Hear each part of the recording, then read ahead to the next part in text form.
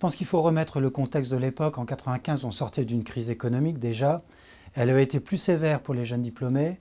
Et la première action qu'on a menée avec l'idée de créer FAS, c'était d'identifier les jeunes diplômés des quartiers sud de Lille et d'identifier chez eux leurs compétences pour les promouvoir auprès des entreprises. Et c'est la première action qui a fonctionné et derrière, il y en a eu plein d'autres. On avait le projet d'ouvrir un restaurant à Faubourg de Béthune. Et nous avions une difficulté, c'est de recruter en fait les jeunes des quartiers. On souhaitait à l'époque recruter 70% de jeunes. Et c'est vrai qu'on se retrouvait devant une vraie problématique, c'est comment contacter ces jeunes et comment sélectionner quelque part ces candidatures. Donc on s'est tout simplement tourné plutôt sur FAS. Alors la première fois, c'est vrai que je me suis rapproché de FAS par intérêt, parce que nous avions vraiment une problématique d'embauche.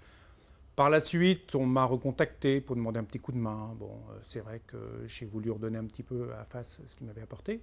Donc j'y suis retourné pour différentes commissions et j'ai eu en l'an 2000 l'idée avec le directeur de Carrefour à Lille de créer un GEC, donc un groupement d'employeurs pour l'insertion et la qualification, pour donner un petit coup de main justement à des jeunes qui étaient un petit peu en décalage par rapport au monde du travail et en fait leur permettre de rejoindre l'entreprise. Au départ, le terme c'était l'exclusion et c'était même l'insertion par l'économique. Et aujourd'hui, on parle de diversité. Peu importe ce que l'on met derrière, le sujet est toujours le même. Le sujet est d'ouvrir à la personne qui est différente et à la personne qui n'a pas eu tous les atouts nécessaires pour se mouvoir dans le monde économique tel qu'il est fait aujourd'hui. Le public a énormément changé. À l'époque, c'est vrai que nous n'étions pas préparés à ça.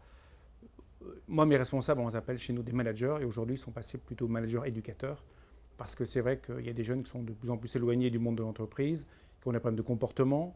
Il y avait une appréhension de la part des entreprises par rapport à ce qu'on appelle aujourd'hui la diversité. C'était une appréhension, il faut le dire, sur le faciès, sur les quartiers. Et aujourd'hui, on le trouve encore, même si c'est atténué.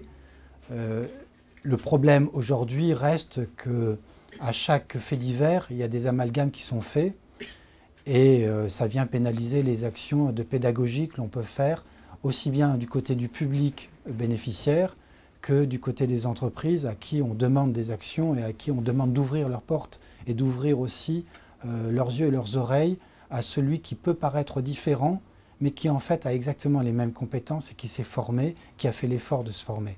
McDonald's est une société assez exposée dans ce domaine-là et c'est vrai qu'on a su évoluer facilement parce qu'on est en contact avec ce public en tant que client, en tant que salarié. Et c'est vrai qu'on a quand même réussi à pallier ce problème. Par contre, je sans doute inconsciemment que le fait d'être chez FAS a dû m'aider quelque part dans ce cheminement, ainsi que mes équipes. C'est difficile de savoir ce que ça peut apporter. Ce qui est certain, c'est que quand on se retourne et on voit le chemin parcouru et notre évolution personnelle, c'est vrai que ça apporte énormément.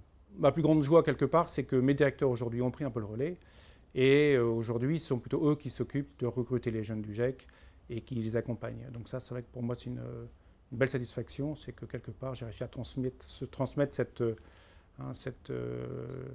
ferveur un petit peu et ce plaisir à accompagner les jeunes pour essayer de trouver des situations stables.